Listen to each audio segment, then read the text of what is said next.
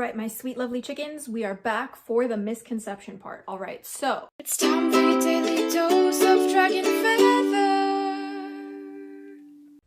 One of the most misunderstood paths of any spiritual or religious or faith-based tradition is none other than the Draconian path, also known as Draconianism. But what if I told you the reason why this path is shrouded in so much mystery, so much fear, and so many misconceptions is none other than its occult roots that the origin is of in brutality. Excuse me there, almost choked on my words. But if you're new here, assalamu alaikum, merry meet, and welcome back to your daily dose of DragonFaether. My name is Azura DragonFaether, the Draconic Priestess, and today I will be your host in debunking the brutal legacy and the occult history of the Draconian path. And if you're new here, please do not miss hitting that subscribe button as we post new videos every single day, and they're magical for the daily dose of DragonFaether. And if you have never heard of the Draconian path before, chances are you've heard of Draconian law. But did you know that the two are quite intimately intertwined? However, the Draconian path hasn't always been one involving dragons. So let us just jump right on into it. I have my notes here that are extensive. Today's episode is going to be a long one, so buckle in, all right? Grab your notebooks. This is going to be a proper history lecture on the origins of Draconianism. First disclaimer here, my loves, I really want to make it clear that the sources and the origins of Draconianism that we're going to be discussing in today's video are genuinely some of the scariest and dangerous alt-right pipelines I've ever seen in my career, as well as some of the quickest ways to fall into spiritual psychosis and by extension corrupting your soul, which is essentially just completely falling out of alignment and falling into things like narcissism and spiritual elitism, as well as racism, misogyny, and really oppressive forces. So we're just really trying to let you know that all of the names and individuals and organizations that I mention in today's videos, I highly discourage you from relying on them for your practice of Draconianism, and instead utilize all the sources we talk about in today's video, as well as all of the different perspectives and symbols that you can find and practices within the occult left-handed path, and just in your own magical witchy adventure in this lifetime, essentially, to make your own Draconian path instead, and be very careful when engaging with the resources, individuals, and organizations that I have mentioned in today's video. So thank you, it's a lot, please be safe. Now, in the modern era, Draconianism looks quite different for anyone who practices it. Today's episode, we're really just going to be looking at the facts of history, okay? These that I'm going to be discussing with you in today's video are easily accessible for you on the internet for free. It is public knowledge, public information, and public record. So with that being said, let us jump right on into the show, if you will. Part number one is the introduction to the Draconian path, okay? So here's the definition we have. The Draconian path is an occult system that works with dragon symbolism and the power of serpent dragon energies. It draws upon ancient myths of dragons, serpents, their associations with chaos, transformation, wisdom, and rebirth as leading themes. The origin, the term Draconian, comes from Draco, 7th century BC, Athenian lawgiver, known for his harsh legal code. It is derived from the Greek word drakon, or spelled D-R-A-K-O with a line above it, N, meaning dragon or serpent. And the purpose of the Draconian path today is about tapping into primal energy, wisdom, chaos to transform and evolve spiritually, reaching personal enlightenment, and becoming the living God, okay? The linguistic roots of Draconian goes to ancient Greek, from drakon meaning serpent, but also it's likely referring to the verb meaning to see clearly, or referring to a creature with a deadly gaze. Very interesting. The name was Latinized to Draco, which in Latin simply meant dragon or huge serpent. Thus, the English adjective draconian was formed from Draco, plus the suffix ian, or essentially meaning of relating to Draco. It first entered English by the 18th century, first appearing around the 1750s, okay, to describe things reminiscent of Draco and his laws. Notably, Draconian shares its roots with the English word dragon, since Latin drago from Greek drakon is also the source of dragon and dragon-related terms.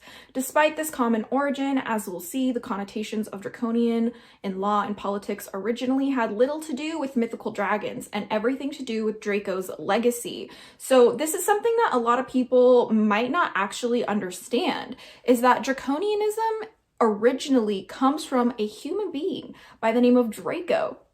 And the word draconian evolved from his brutal legacy. Let's jump into chapter 2 to kind of understand what that was like. So the modern statute representing Draco and the 7th century BC Athenian lawgiver, Draco's legal code was notoriously harsh, prescribing death even for minor offenses, and the term draconian now describes an extremely severe law or measure. For example, you'll hear in politics today, they'll say that some of the laws from what's going on in the American politics are draconian in nature. That is a reference to Draco from Athenian law, the Athenian lawmaker, okay? And it says, for example, under Draco's code, even petty theft could be punishable by execution. And this is a level of severity that even shocked his contemporaries. But in 621 BCE, Draco, also spelled Dracon, was commissioned by the Athenians to write the city's first comprehensive law code. Prior to this, laws were oral and arbitrarily enforced by aristocrats, often resulting in vendettas. Draco's draconian constitution changed that by writing down the laws and publicizing them on wooden tablets for all to see. And this was a positive innovation. It brought transparency and a degree of consistency to justice. Draco's code is also introduced important legal distinctions. For instance, it differentiated between murder and involuntary homicide, a novel concept at the time. However, what truly defines Draco's legacy is the severity of his punishments. By all accounts, the laws were exceptionally harsh. Some infamous features of Draco's code include the death penalty for minor offenses. The punishment for even trivial crimes was often death. Legends hold that stealing a mere cabbage or apple would merit execution. When asked why he prescribed death for so many offenses, Draco reportedly replied that small crimes deserved death and he had no greater punishment for large crimes. This macabre reasoning illustrates how uncompromising the code was. Also, debt slavery. Any debtor of lower status than their creditor could be sold into slavery for unpaid debts. Interestingly, if the creditor was of lower class than the debtor, the penalties were somewhat lighter, showing a strict hierarchical bent to the law. Harsh enforcement. The laws were to be enforced strictly by the Areopagus Council, and any official who failed to uphold them could be tried. Draco's code left little room for mercy and flexibility. The seed, if you will, of draconian and draconian law and reptile lizards running our government kind of started. You see? Okay, and we continue. The Athenians were initially taken back by the draconian severity of this legal code. Indeed, the term draconian, capitalized, soon came too harsh to describe anything unforgiving, harsh, or cruel in the law. Over time, as draconian entered English lexicon by the 18th, 19th century, it lost the capital D and came to refer generally to any laws, rules, or measurements of excessive severity. Draco's punishments were so brutal that only his reforms regarding homicide were retained. Within a generation, around 594 BCE, the statesman Solon replaced almost all of Draco's laws and replaced them with a more humane legal code. Nevertheless, Draco's name lived on as a byword for brutality in legislation. Thus, the word draconian, meaning harsh or cruel, is derived directly from his name. Ever since, we label any excessively harsh law or policy as draconian in memory to Draco's bloody code. So this is the brutal legacy that Draconianism truly stems from. Draconianism and the word draconian itself is incredibly incredibly new. Like, it's only a couple hundred years old because of this, all right? Or excuse me, a couple centuries old, I should say. Centuries? That is the same thing. I meant millennia, okay? I'm talking about 1,000 years at a time. I am struggling today. A lot of people think that it is a much older practice than it actually is, when the reality is that Draconian, the word itself, didn't exist until this man in the way that we know and use it today. Like, if somebody needs to steal a loaf of bread because they're hungry, like, they're gonna be executed for that. And that is just so wrong on so many levels. Holy crap. Let's get into chapter 3, shall we? So let's talk about the myth versus the etymology of Draconian and dragons, all right? So it is easy to assume Draconian as something to do with dragons. After all, the word sounds like it contains a dragon.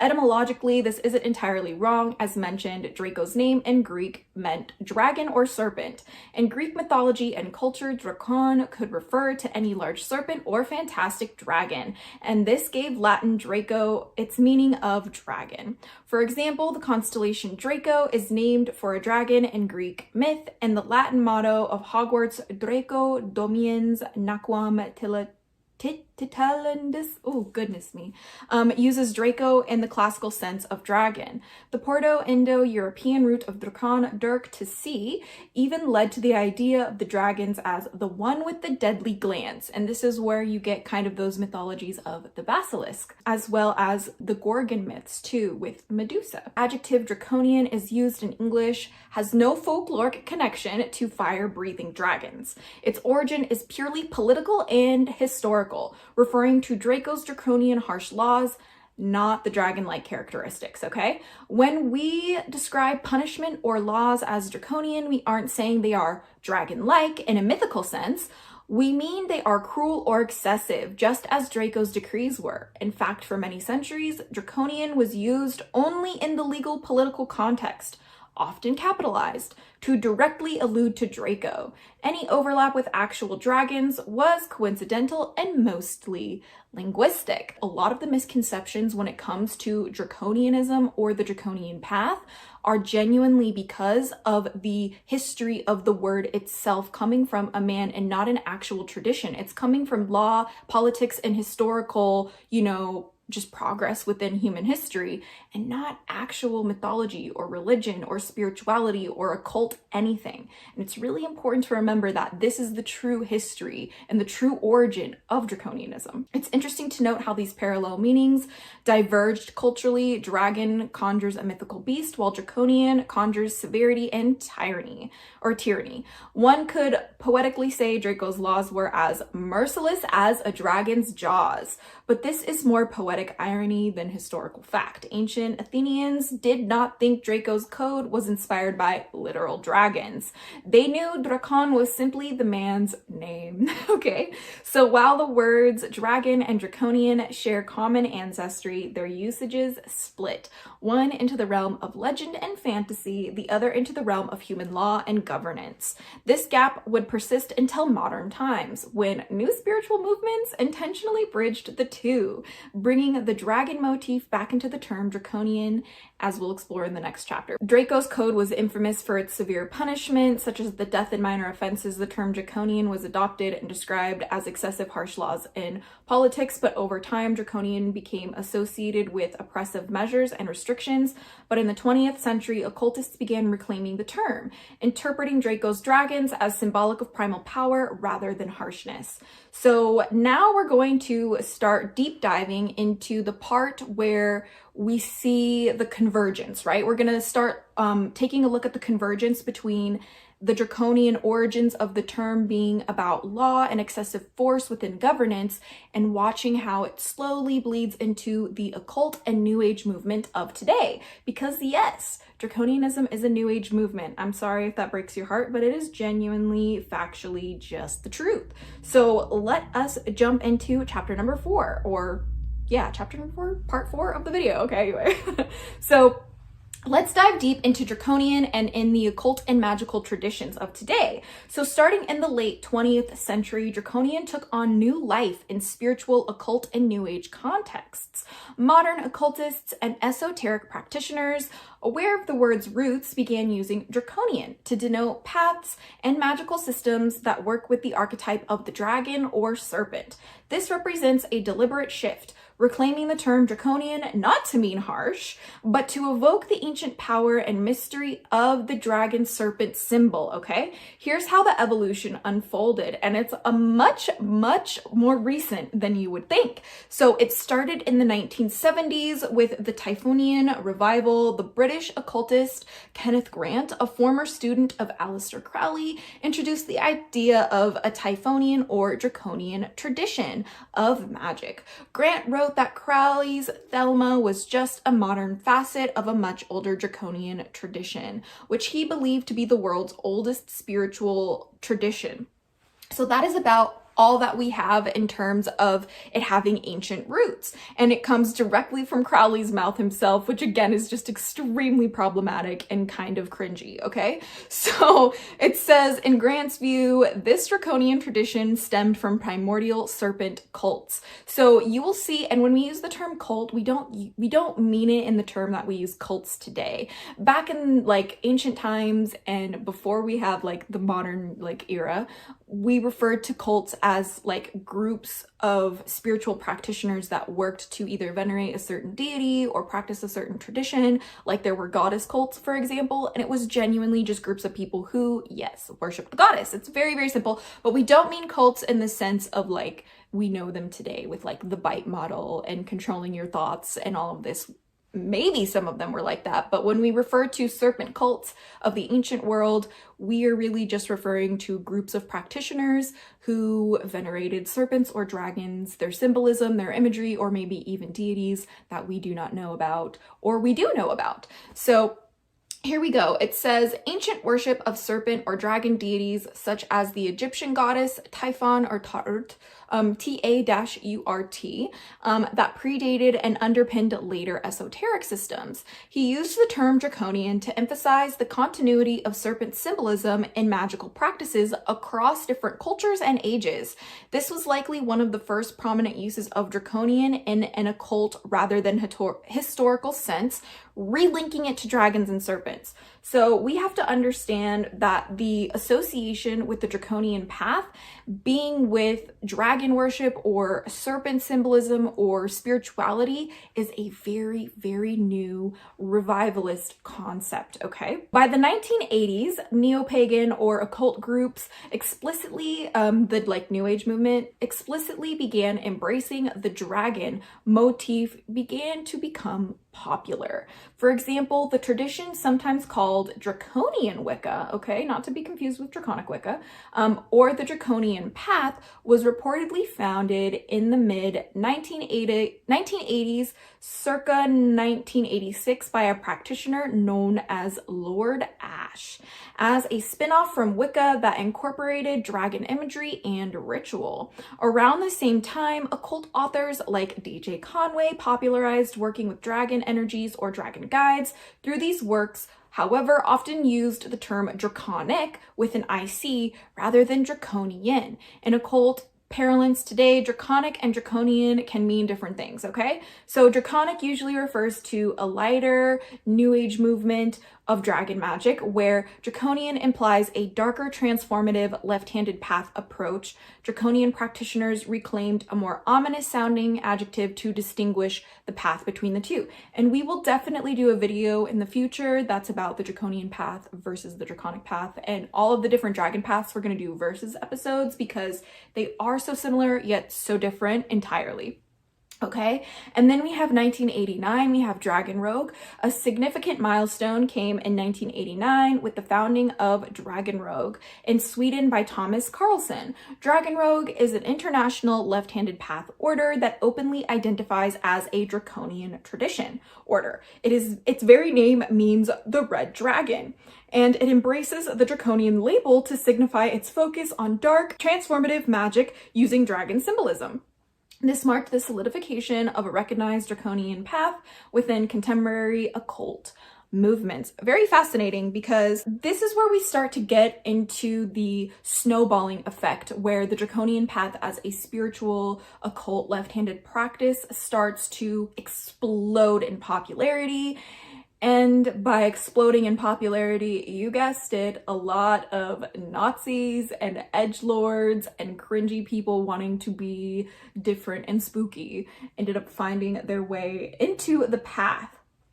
However, it doesn't end there, okay? So 2000s to the present, Draconian magic literature in the 2000s and 2010s, a number of occult authors and organizations further developed Draconian-themed systems. For instance, Asenath Mason and the Temple of the Ascending Flame, and also an esoteric order, have published works like the Draconian Ritual Book and other grimoires dedicated to Draconian magic. These works outline a complete spiritual framework called the Draconian Path, focused on the dragon serpent as the central metaphor for cosmic power and personal transformation. By the 2020s, terms like Draconian magic, Draconian current, or the Draconian path are well established in occult communities, referring not only to harsh laws, but to mystical practices involving dragon symbolism and serpent power. And now with where we're at in modern day when it comes to the Draconian path, you will see that we are also reclaiming the ancient brutal roots of the term Draconian, meaning strict archaic law, and we are utilizing this and kind of remembering the fact that the Draconian path today, when it comes to the spiritual practice or the occult left-handed practice, the esoteric craft, right? We are understanding that it is Draconian in the very, very original sense of the practice, in the sense that it is a strict path. It is incredibly difficult. It is brutal in nature, so much so that it can almost be cruel. And it is done in a way that is self-sacrificing, that is holding yourself accountable in a way that may even seem archaic to many people. And that is kind of where we are at today in terms of the history of Draconianism, not only as a word, but as a spiritual practice. The later 20th century saw Draconian undergo a kind of esoteric rebranding. No longer solely a reference to Draco's cruelty, it became a badge for those drawing on the dragon archetype in magic. Importantly, this shift did not occur in mainstream usage, where Draconian still means harsh. It was a specialized development within the occult subculture. So how do these Draconian occultists interpret the term, and what philosophical ideas do they attach to dragons? We're getting a really long video. This video is going to be a long one today, so I really hope you guys are enjoying this. Okay, so chapter 5 is about the symbolism and philosophy of the Draconian path. So why call these spiritual practices now Draconian? Well, the answer lies in the rich symbolic associations of dragons and serpents, okay? In occult traditions today, Draconian has become shorthand for anything tapping into the primordial dragon force, okay? A symbol of ancient power, chaos, transformation, and hidden wisdom, and elemental power as well. Practitioners of the Draconian path view the dragon or serpent not as a terrifying monster to be slain, but as an archetype of the cosmic powers of creation and destruction, the knowledge that is forbidden and profound. This represents a philosophical inversion of the usual connotation of Draconian. Rather than meaning cruel or oppressive, Draconian in an occult sense implies embracing the dragon's power to transgress limits and ignite spiritual growth. Ancient esoteric symbols of the Ouroboros, for example, or a serpent or dragon devouring its own tail, from a late classical alchemical text, such symbols illustrate the cyclic, self-renewing power of the dragon archetype, an idea central to modern Draconian occultism. In alchemic and Gnostic lore, the Ouroboros signifies the eternal cycle of death, rebirth, unity of creation and destruction encapsulated by the motto Evotona. That is in a different language, bestie. Henkapan, meaning all is one. So I have no idea how I'm going to put that language on the screen. I will definitely do my best. If I did not, I will put it in the description of this video. we're struggling with the different languages here. All is one is inscribed within the circle of what I'm particularly referencing right now. Draconian practitioners adopt this worldview, seeing the dragon as a force of primordial chaos that, when harnessed, leads to enlightenment and personal transformation. So we also have the mythological inspiration. The Draconian occult philosophy draws on dragon or serpent myths across many cultures. For example, in Sumerian, Babylonian, Mesopotamian myth, the dragon Tiamat embodies the primordial chaos that the gods formed the world from, a mythic image of raw creative power. But we also have an Egyptian lore. The serpent Apep, or Apophis, is the chaotic foe of the sun god Ra, eternally trying to pull the solar bark into darkness. Then we have Draconian teachings reframe this not as mere evil, but as the necessary chaos side of the cosmic balance. We also have Norse mythology gives us dragons like Jormungandr, the world serpent, and Nidhogr, the corpse-gnawing serpent beneath Yggdrasil, symbols of worldly limitations and destruction that nonetheless plays a role in the grand cycle. Even the biblical serpent in Eden is reclaimed in Draconian lore as the bringer of knowledge and liberation rather than a villain, the one who opened Adam and Eve's eyes, an act which Draconians interpret as the first illumination of humanity.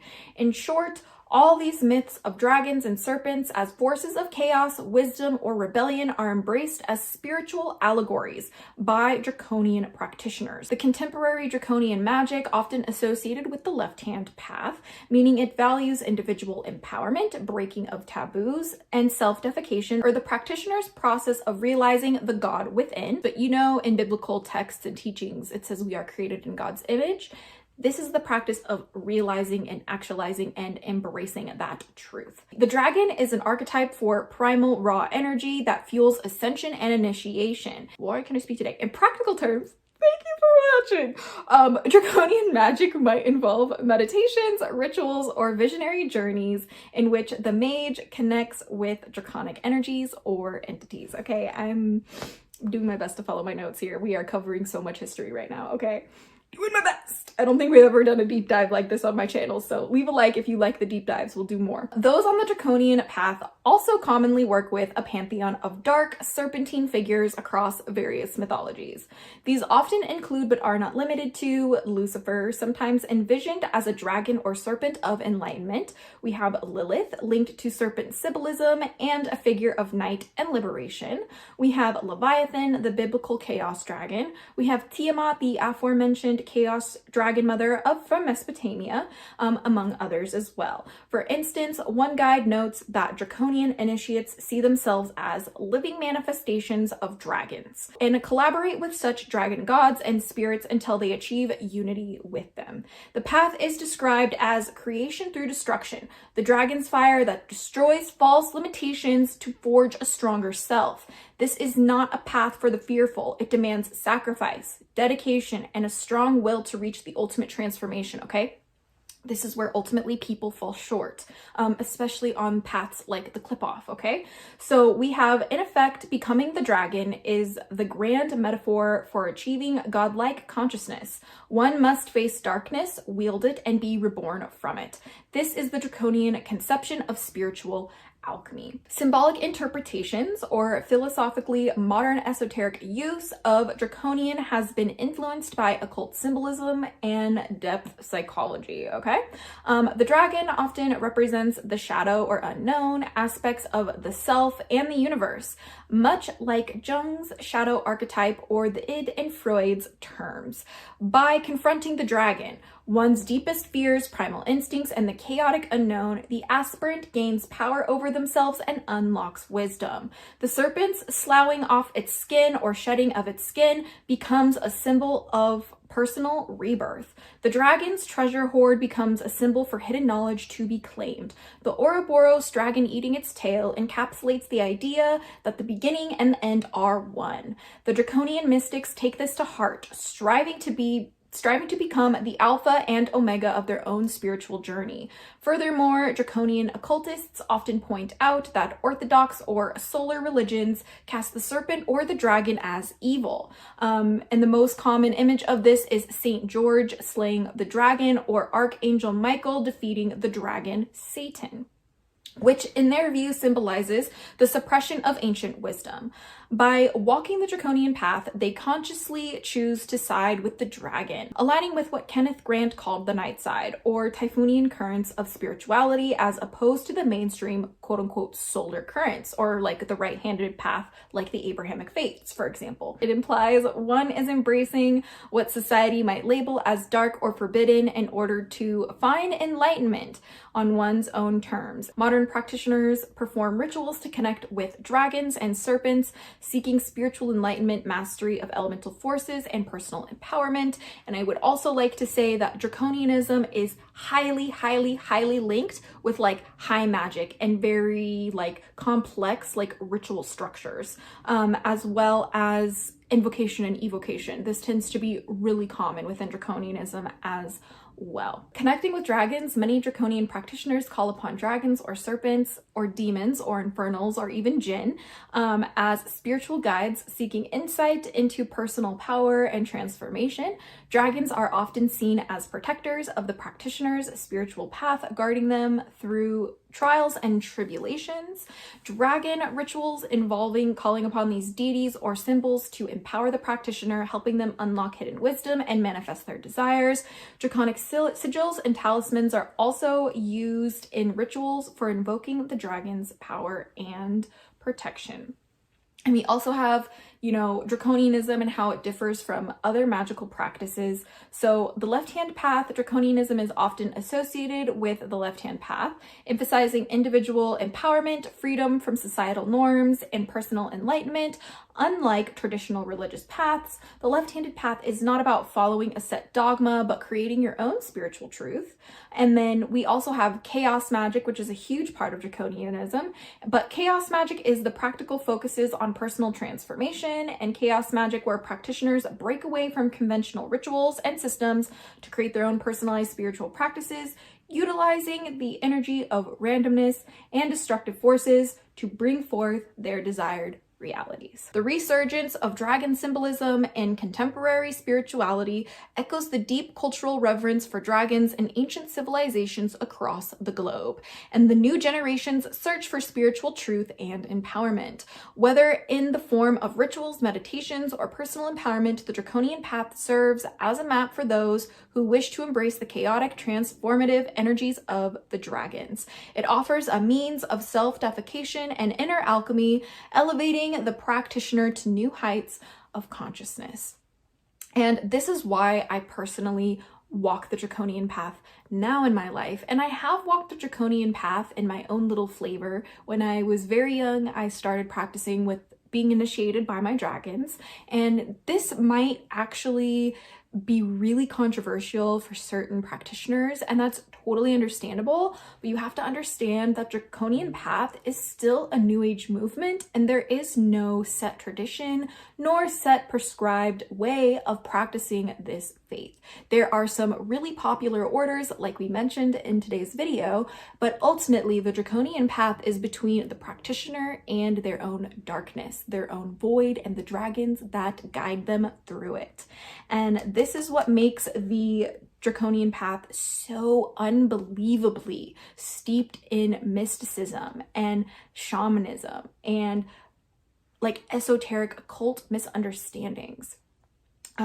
So in its long journey, the word Draconian has traveled from the courts of ancient Athens to the circles of modern day mystics. Initially, it memorialized Draco's unforgiving laws, cementing an association with cruelty and severity that survives in our political vocabulary today. Etymologically, it carried the echo of the dragon, Dracon, as the original Greek form. Through the ages, that echo was only coincidental. However, over time, people forgot Draco the man, but they remembered that Draconian means harsh, whether describing punitive laws, strict regulations, or an excessively hard line of measures.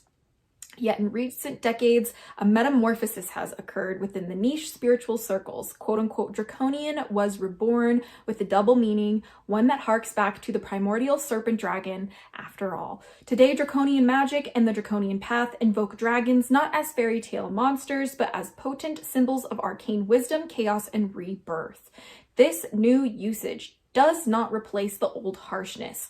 Rather, it exists in parallel, oftentimes embracing it as the act of discipline, understood mainly by practitioners and scholars of esotericism. It's a testament to the richness of language, and a single word can encompass such an evolution. From Draco's deadly decrees to the dragon's transformative power, welcome to the Draconian path. In closing, the evolution of Draconian reminds us how history and myth can intertwine. All right, a word born in politics picks up the scales of myth and magic, carrying forward both a warning and a promise. In common speech, Draconian warns of tyranny. In occult parlance, it promises transcendence. Both aspects, oddly enough, stem from the same ancient notion that some forces, be they laws or dragons, are awe-inspiringly powerful, terrifying, and must be approached with great care and respect. However, we're going to jump into a misconception part of the episode, and this has been prompted by the hatchlings within the Hatchling Clan Discord server. So shout out to all the hatchlings in the Discord server. If you haven't joined us, it's the first link in the description down below, and I'll also put it in the pinned comment in the comment section. But you also have to understand this community was created for free for you to enjoy, to learn about dragons, and to connect with other like-minded individuals along your path. And if you want to learn more about Draconianism, please click the link and join us, because today's episode was entirely encouraged by all of your guys' all the hatchlings and your guys' questions, okay, about what Draconianism is. There's so many confusing points about it. Now more than ever, there's so much misinformation about Draconianism, about what it is, about the history of it, about origins of it, about the practices, and all of that, etc. And how does one become Draconian? There is a lot of people who say that it is a closed practice, or that it is like a initiatory only practice, or you can't practice Draconianism without going through certain organizations. The reality is, while dragons have been revered in mythology across many cultures, Draconianism as a spiritual practice does not have a lineage dating back to ancient times.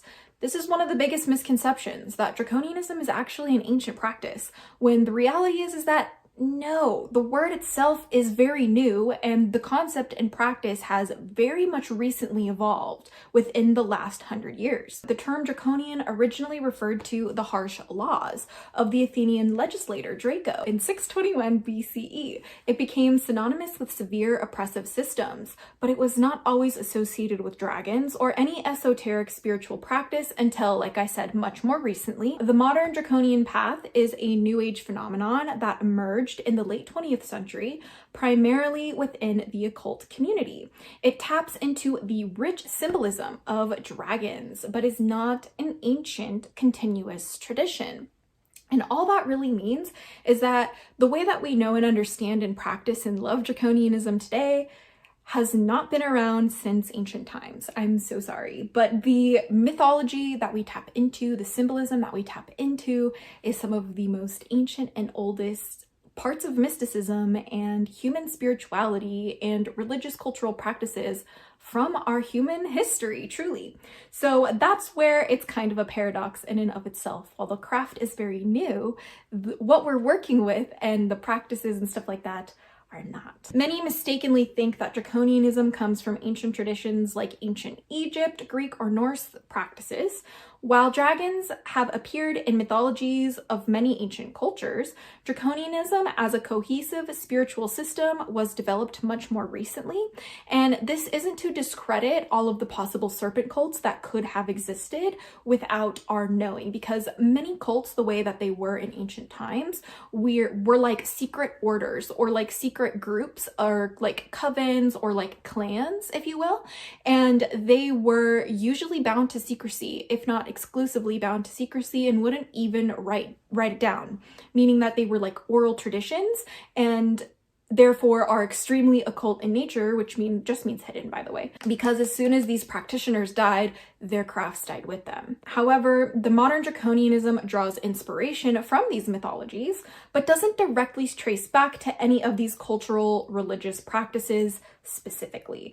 It is used as an archetype of the dragon, as a symbol of spiritual power and transformation, but isn't based on historical or religious like ritual systems, if that makes sense. So this is something that I think is another, like, just a really big misconception in general, is that there's like a prescribed set of practices that are ancient for Draconianism, and like the only way to receive that is to be initiated, which is why some people call it a closed practice. That is just a lot of misunderstanding and misconception about the craft of Draconianism or the Draconian path.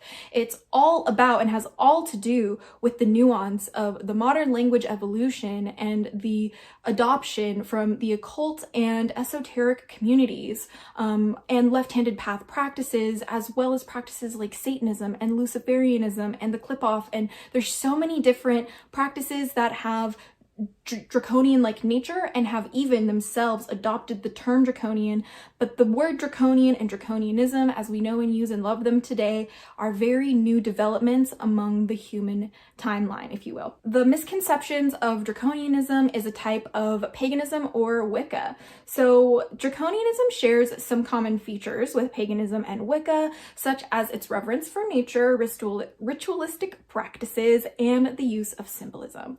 However, it is not a strict pagan or Wiccan path. And I think this is another huge misconception about Draconianism, is because it's part of the New Age movement, many people will consider that it's part of, like, you know, neo-pagan traditions or like Wiccan traditions. And there is some overlap, as like there pretty much is with every occult practice or every magical witchy pagan practice. They all kind of like interconnect sometimes, but it isn't strictly derivative of Wicca or like paganism in that traditional historical sense. Draconianism often overlaps with left-handed practices as well, which emphasize individual empowerment, personal freedom, and breaking away from societal norms, unlike the mainstream paganism or Wicca, which follow established traditions or ethics. Okay, so this is something that also is a misconception about the Draconian path. A lot of people think that those who follow the Draconian path are evil or practicing bad or harmful magic or doing nefarious activities, if you will. And it's because the path doesn't have any set of like structured moral code, right? Like, so the Draconian path does not have like a structured moral code at all. And that is what attracts many of its practitioners.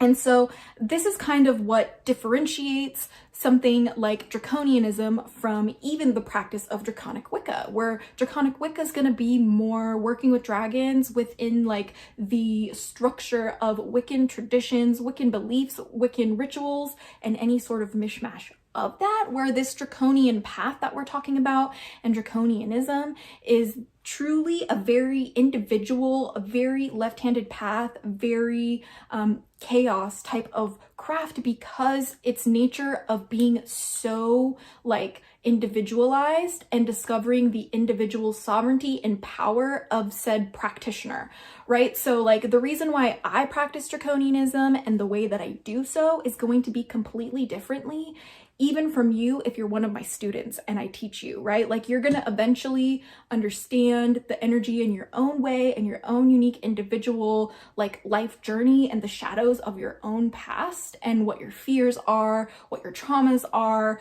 what, you know, insert anything is.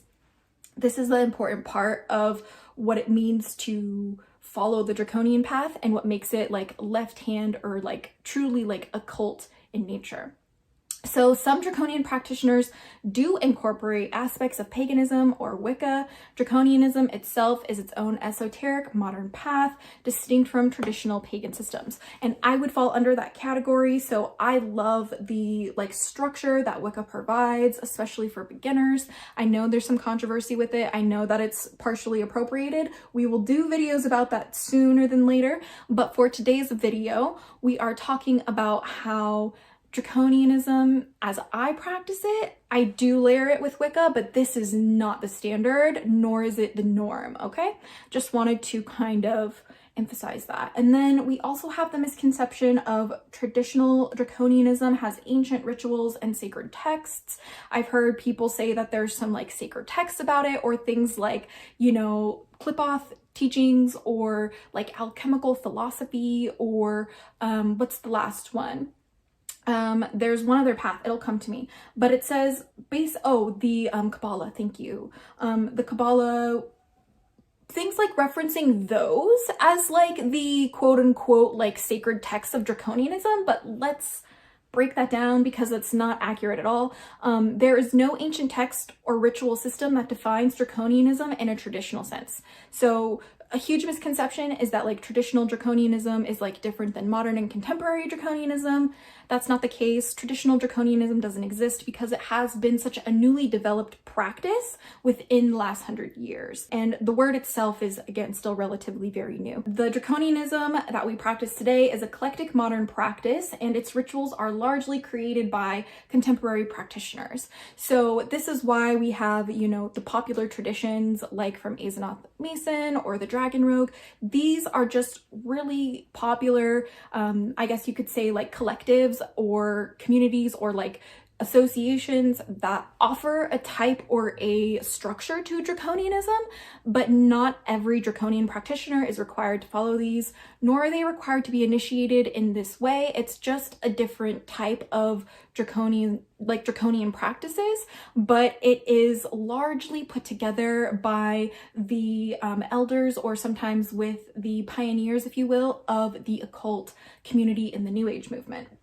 So there is no single holy book or foundational scripture for Draconianism. Its practices are inspired by various occult traditions with a heavy influence from chaos magic, witchcraft, and modern mysticism, especially with the use of dragon symbolism, myth, and history. And that's truly where we're at with Draconianism in present day. Many people who practice the Draconian path are doing so in a very unique way because they're doing their own studies about dragon myths, as well as their own studies from different occult traditions, as well as their own studies in chaos magic and different various types of the left-handed paths. And they're kind of all coming to their own conclusion, which is just why we have this incredible phenomenon happening of this like Draconian path like explosion, if you will. It's gained a lot of popularity within the last decade. The next misconception is that like Draconianism is a single monolithic path. Well, Draconianism is not a one-size-fits-all. Like I mentioned, it's highly individualistic and personal, okay? So while it shares core themes of like dragon symbolism and chaos transformation and empowerment, the practices within Draconianism can vary significantly depending on the practitioner. And many, in my case, especially with you hatchlings out there, leave a comment if you're one of these hatchlings, but many of you guys have been already kind of practicing a type of Draconian styled practice within what you follow as like either a witch or like as a pagan or a polytheist, however you identify. You're naturally coming to these conclusions based on just your historical and mythological interests, if you will. It's kind of developing into like a natural type of Draconian practice, which is again why we have such an individualized variation, as there is no like fundamental scripture, if you will, for Draconianism. Many modern Draconians incorporate their own interpretations and adapt practices from multiple occult traditions, meaning there is no single unified Draconian practice. There is this huge misconception, like I said, around like it being an initiatory practice or like a closed practice. This is a misconception because it's such a new and individualistic and natural phenomenon of the New Age movement. We discussed how Draconianism as a named organized practice did not exist before the 1980s, which makes it part of the New Age movement. The rise of chaos magic, darker aspects of the left-handed path, and the works of authors like Kenneth Grant helped to form the modern Draconian movement, okay? And the term Draconian was co-opted in the late 20th century to describe a spiritual practice working with dragons and energies and chaos magic. It is a 20th century reimagining rather than a continuation of an ancient tradition. And all that means is that we as a collective, especially with the access of the internet, hey, hi, hello, that's how you're here right now, basically enabling us as a collective, like as like an occult community, pagan community, witch community, to see all of the dragon myths and symbolism and teachings and like cultural practices and understandings and all of this throughout history at such a rapid pace never before really seen. And that's why it really kind of slowly started before like the internet really took hold, because we were, you know, at like the pinnacle of the printing press, and we were getting like so many different books, and we had access to that, and we were able to travel in a way that we do now to gain more access to things. And we also had like phones, like we were able to call people, and this, you have no idea, was a huge people. You don't understand how many people were having calls about this stuff before the internet existed. I know, okay? Just hold your britches there. It's kind of a lot, but this is how it's really shifted, right? So now we have such the individual, such the unique, such the practitioner, like POV, if you will, of the draconian path, because everybody's coming to their own conclusions within the same symbolism, the same mythologies, the same desires, because they're making kind of different combinations of like, you know, what deities are they going to work with? You know, like some work with Tiamat, some work with Apep, some work with Leviathan, for example, but some work with Lucifer, some work with Lilith, like we discussed in this video. Even like Kali has found her way into Draconianism, which is just, I don't recommend working with Kali and Draconianism. That is so awkward. Anyway, I digress. The misconception that the draconian path is only for those who worship dragons. This is kind of like a stemming of the draconian path is essentially, what's the word? Like a closed practice or like an initiatory practice. But the reality is the dragons are central symbols in draconianism. Practitioners are not required to like worship the dragons in the way that one might worship a deity.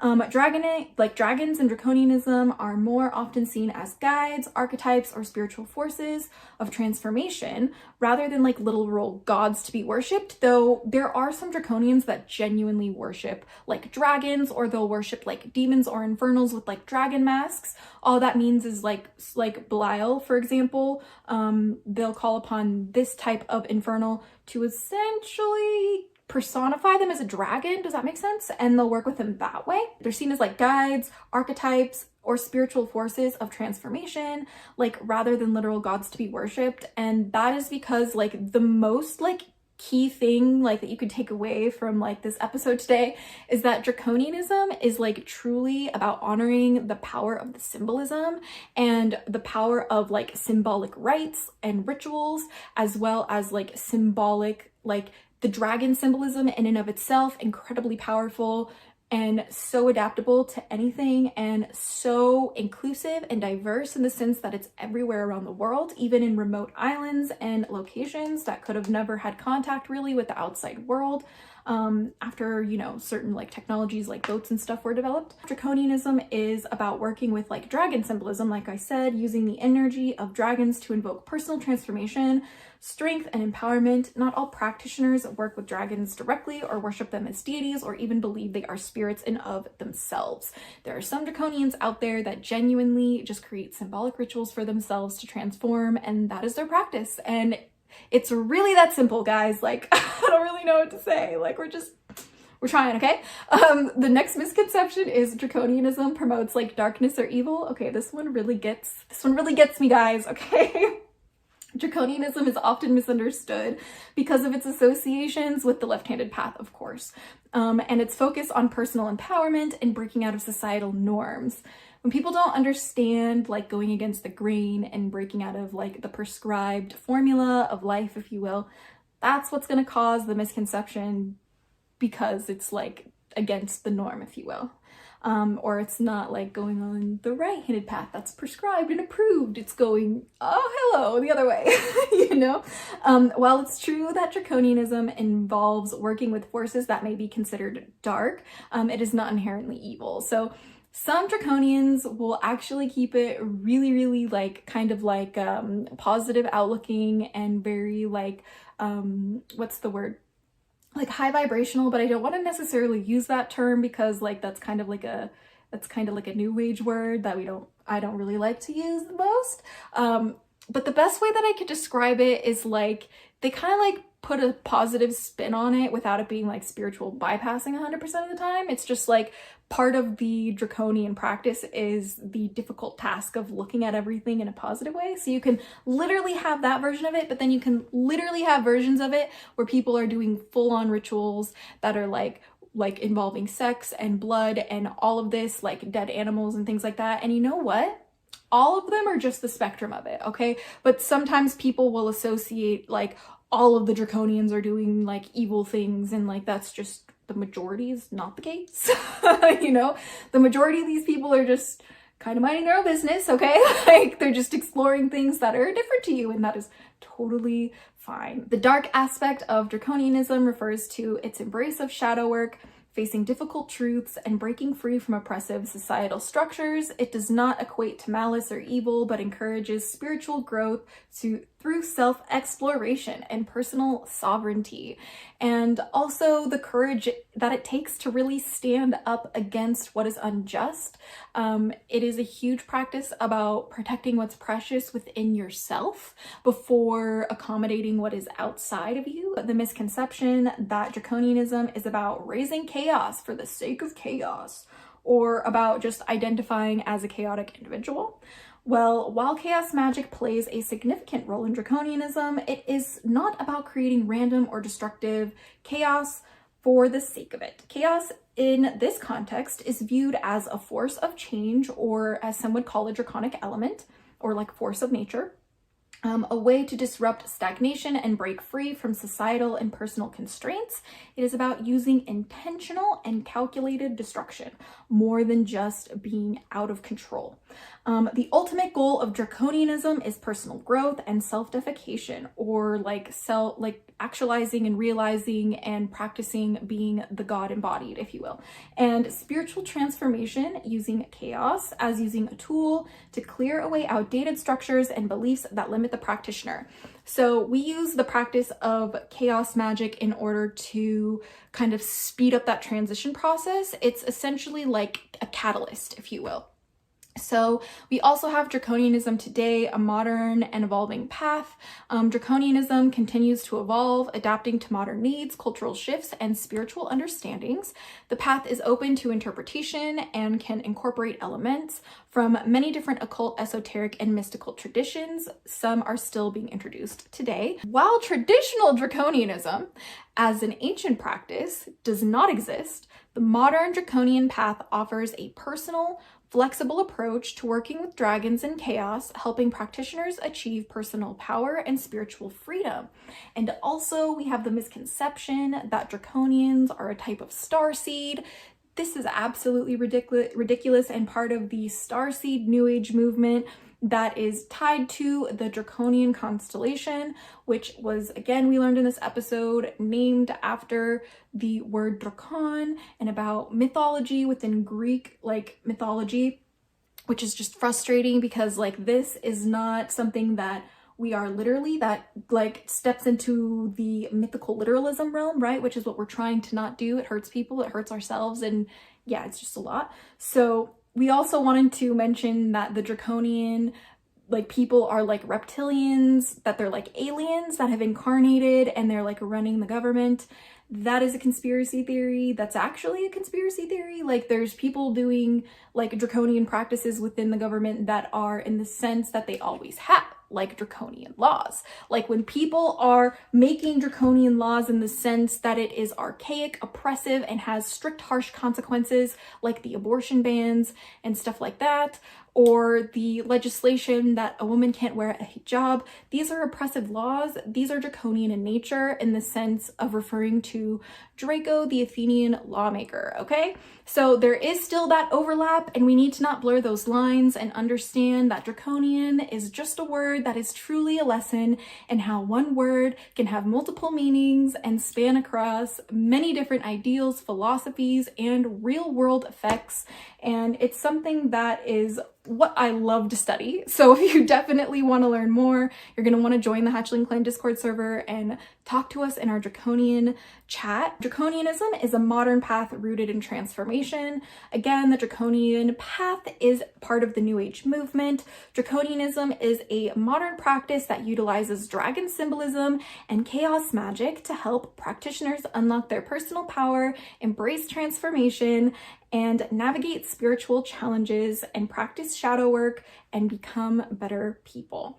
It is a path of individual sovereignty, breaking free from societal constraints, and confronting one's inner shadow. Draconianism continues to evolve, incorporating new ideas and adapting to the times, but at its core, it remains a powerful tool for self-empowerment and spiritual growth. But basically, Draconianism is the beginning of the dragon's return in modern magic, to be honest with you. Like, Draconianism has become one of the most powerful and transformational occult paths of the modern age. And this is something that I really wanted to hit on as like the conclusion to today's video, is that so many people are interested in learning about Draconianism, about studying it, about adopting these practices within their own spiritual paths, or even their just philosophical journey, their studies of theology, you name it. It could just be somebody who happens upon these kinds of videos. But ultimately, everybody's looking for the same thing, and that is our autonomy. We're looking to be in control of our own destiny, of our own fate, and at the same time, not doing that through, you know, just randomly punching shit and like getting as loud as we can and causing absolute chaos. No, it's about the chaos of confronting our own shadow and the chaos of confronting what it is like to go against societal norms and oppressive systems, and the chaos that comes from changing who you are so you can become who you were meant to be. And that is today's episode of the Intro to Draconianism 101, the brutal legacy and the occult history of the Draconian path. I worked really hard on this one because I personally haven't found anything that really summarized what the Draconian path is and what Draconianism is, and the history of it, the etymology of the word Draconian, as well as how it was formed through the modern occult movement and, like, you know, the New Age movement here with magic. So thank you guys so much for tuning in today, and don't forget to click the cards to learn more about dragons and all of my Draconian and dragon magic playlists if you want to learn more about the dragons. And don't forget to join us in the Hatchling Clan Discord server. It's the first link in the description below. I can't wait to hear your guys' thoughts on this episode, so don't forget to let us know in the Hatchling Clan, and I cannot wait to hang out with you guys later tonight. But I do have much to do today, and I am super excited I got this video finished just in time. So until next time, stay geeky, cheeky, and freaky, little hatchlings. Woo!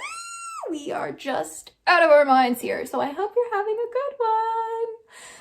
Good office. Blessed be on me. And please follow me so I don't get lost. Wah! We'll see you back next time for your